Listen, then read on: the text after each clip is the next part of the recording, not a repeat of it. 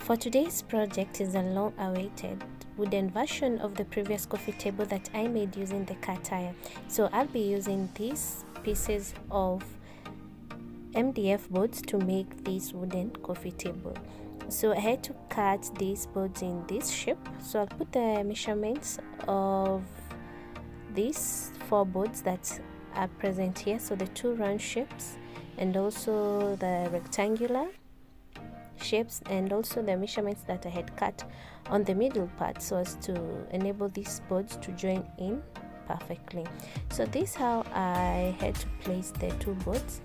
By placing these 2 boards will help me create the center part of my coffee table so as to enable the lower part or the lower circular wood to support the upper circular MDF board.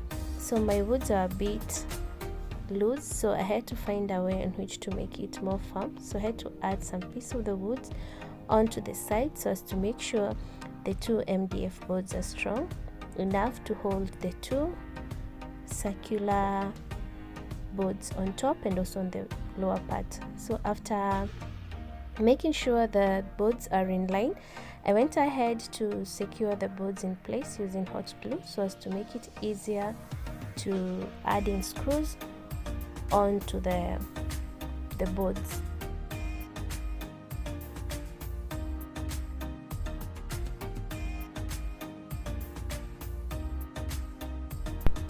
The advantage of using hot glue here, it dries fast and also it makes work easier.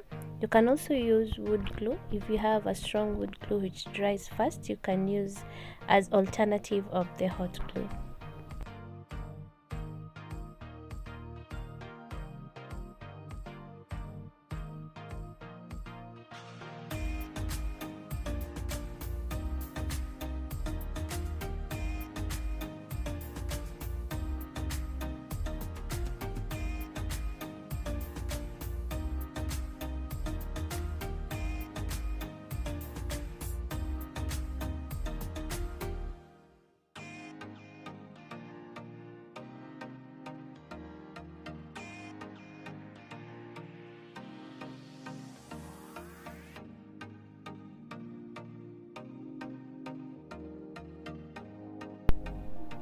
To secure the piece of the board onto the MDF, so I had to add in screw so as to make sure my center part board is very strong enough to get a steady coffee table. Once I was done, I went ahead and placed these 2 pieces of MDF board onto the center part of the circular MDF board. So after making sure it's well placed all round, I had to use my eyes just to ensure they are flashing on the edges, but there was a small space which was being left, but I had to make sure they were the same size before proceeding to the next part. I had to use hot glue to make sure the board holds on well onto the circular MDF board. By doing this, it makes it easier to make the pivot holes and also to add in screws onto the MDF boards. So you can use either wood glue or you can use hot glue so as to make sure the boards are held well in place so as to make it easier for you to add in screws. Once it was done, I went ahead to add in screws. I had already made some pivot holes earlier. So the pivot holes make it easier to add in the screws, but if you have energy, you can just put in the screws and make the pivot holes itself. So if you know how to use a drill gun, it will be easier. So you can just use enough energy to make sure the screws get inside and also make the pivot holes by themselves. So after adding the screws, so this is how it turned out. I had to check out if there are any screws which had missed the boards, but none of them. Then I proceeded to placing the other circular board on the lower part of the coffee table. Just as I did at the first part, I had to make sure the board flashes in perfectly and it's on the middle part of the circular MDF board. I I then secured the board using hot glue, just as I did the earlier parts. And then once the glue had dried, I overturned the whole coffee table and then added in the screws.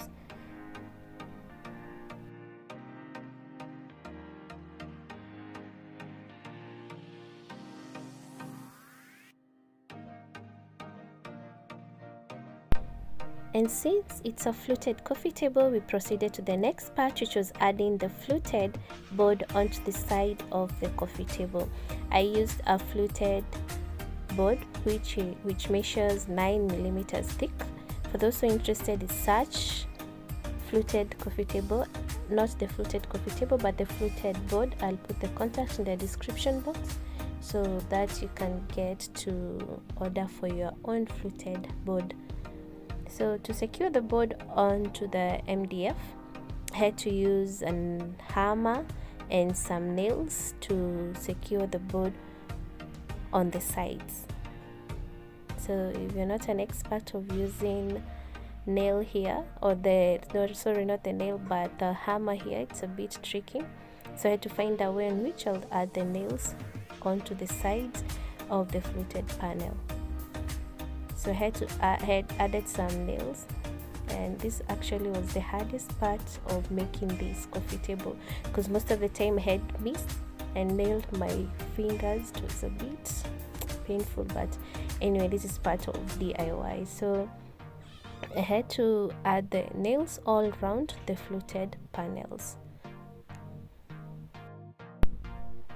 For those who are watching this YouTube channel for the first time, my name is Roxy.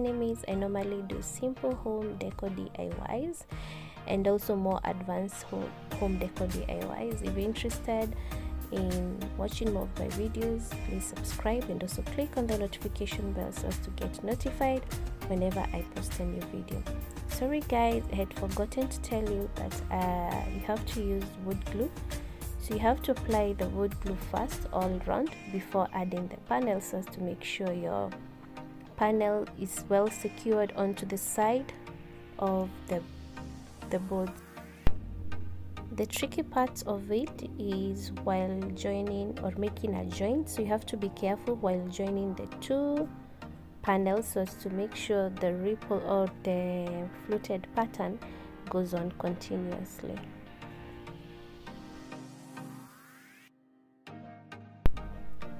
And to my returning subscribers, I'd love to say thank you so much guys for your love and support.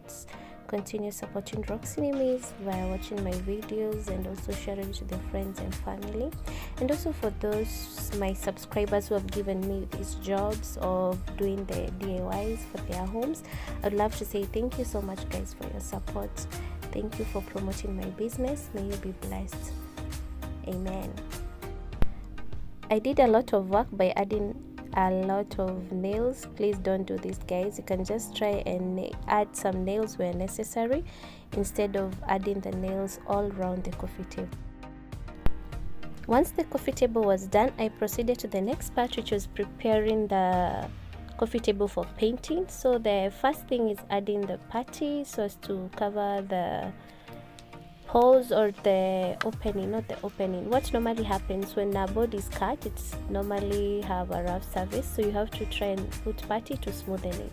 So after sanding the putty, I had to add some NC primer, so which acts as the undercoat before applying the paint.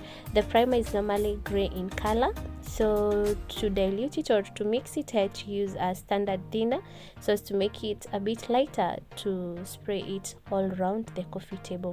Once I was done, I went ahead and sprayed it using my spray gun. So I had to spray it all around, and also it helps you to see some areas which you haven't sanded properly, so it helps a lot. There's a lot that goes on with the preparation. I couldn't show the full video of what normally happens, especially the sanding part. So for those who are interested with one-on-one classes, if you're based in Kenya, you can kindly contact me.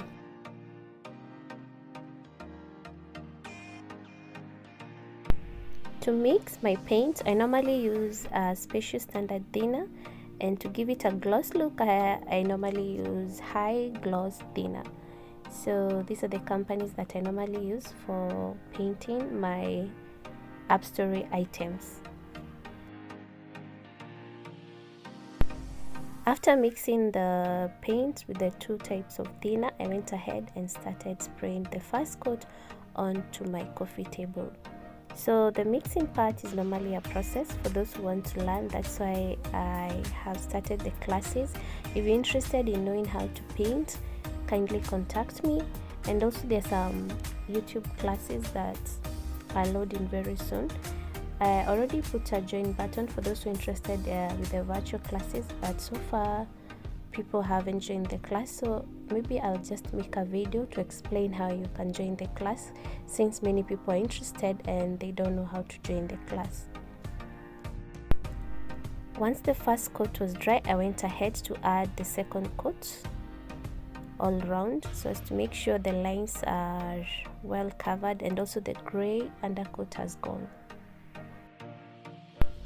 After painting 3 coats of white paint, this how it turned out. My arms were so dirty because from the previous painting.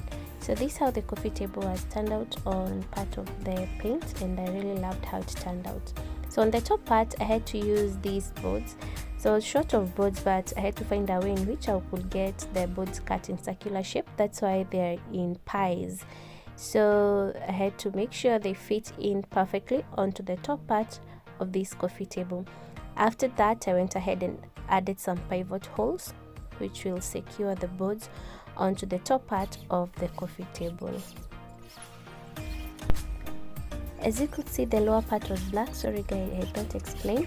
So I had painted on the wrong side. I wanted the black side to be on the top part, but I went ahead and painted the black side on the wrong side. That's why you can see the sides is black and also the lower part is black, but the top part is brown. So I was supposed to paint the top part, but I got confused and painted the wrong part. But anyway, they still work.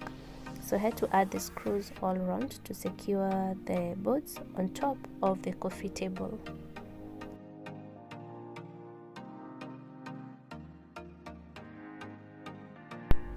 Once it was done, I went ahead and overturned my coffee table to proceed to the next part, which is adding the upholstery legs onto the lower part of our coffee table.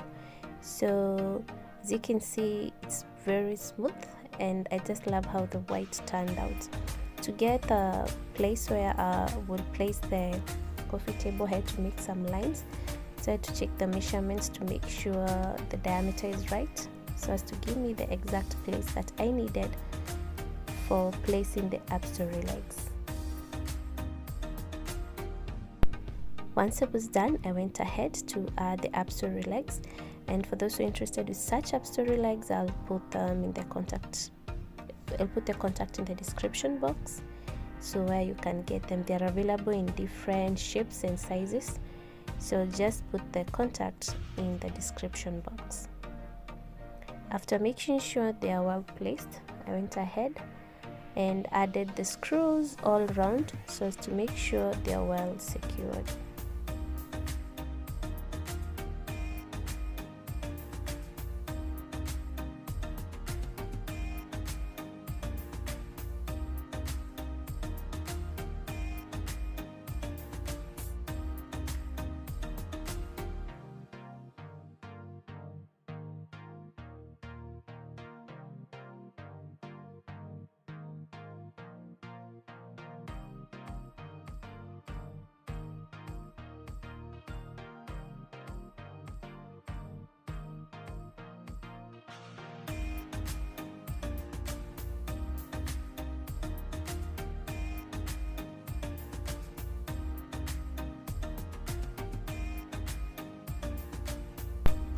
After adding the legs, I proceeded to adding the gold trim. So the purpose of adding this wood onto the top part of the coffee table is whereby it will hold the gold trim. Actually, the main purpose is for holding the gold trim and also for adding the top part of the coffee table, which is the black glass. So to make sure the gold trim is well secured on the top part, I had to use silicone glue to support it, but it takes time to dry. So if you want something that dries fast, I would advise you use hot glue on this part. And the trim is self-adhesive, but I don't trust the glue itself, so I had to make sure I enhance it with another glue.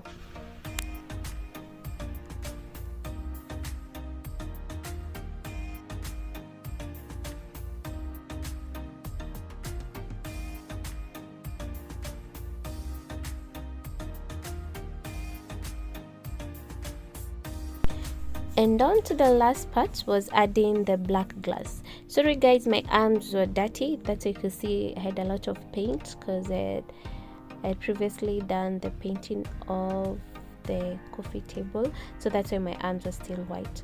So to secure the glass top onto the coffee table, I had to add a lot amount of silicone glue before placing the black glass. I also learned another trick of how to prevent the glass from reacting with the silicone glue, so stay tuned. I'll show you in the next project of how to secure your glass or your mirror from reacting with the silicone glass. Once I was done, I went ahead and placed the glass and left it to dry overnight.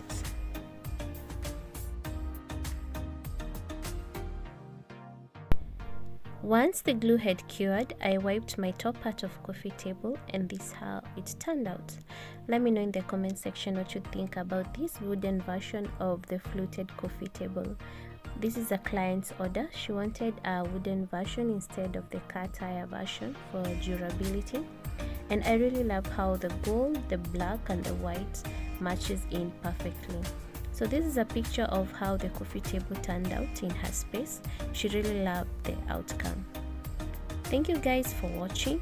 If you really love this video, please don't forget to give me a thumbs up and also share this video with your friends and family. Thank you so much for your support. Please share these videos to your friends so that they can also support Roxy Nimes. Thank you so much guys. Bye bye. See you next time for a new video. Don't forget to subscribe. Bye.